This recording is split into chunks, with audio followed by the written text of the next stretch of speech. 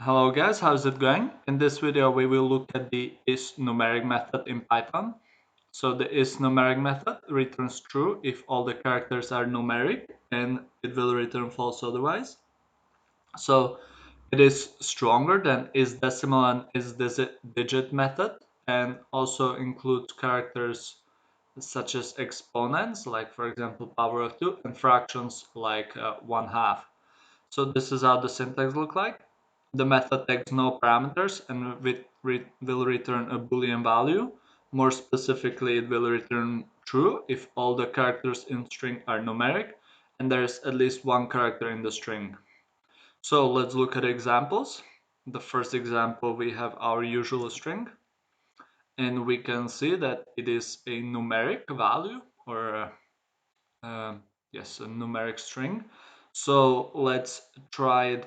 Let's try to run the string s2, which is a Unicode encoded number 3 with all the three methods that we looked previously: isDecimal, isDigit, and the one we are currently looking at is numeric, and see whether what the output will be.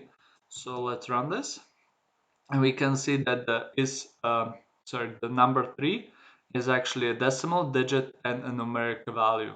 So let's change this to string 3, and if we run this, we can see that the exponent, or the power of 2 value in this case, is only a digit and a numeric value.